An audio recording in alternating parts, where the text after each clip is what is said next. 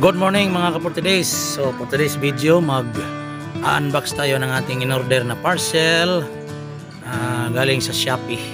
So in-order natin mga ka-40days is boots para sa mga para sa kining banda sa school. So, tingnan natin kung quality ba ang pagkagawa. Okay mga ka-40days. So ito na. Binuksan ko na yung balot para makita natin, matingnan natin kung yung in-order natin ay magmamatch ba sa ating item na in-order. So makita naman natin mga ka-40days na nagmamatch nga.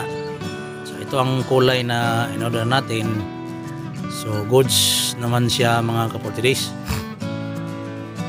Wala namang sira, walang gasgas. So, nakabalot siya.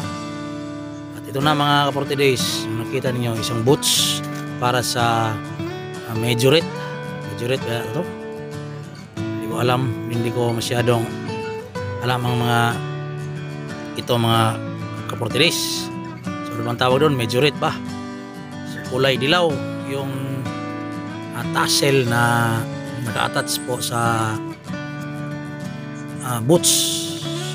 So far so good mga ka-40days. Okay na okay yung item na ating in-order. So sana magustuhan ng gagamit dito. Sana magustuhan niya yung item. Saka yung size ng boots na ito mga ka-40days is size 37.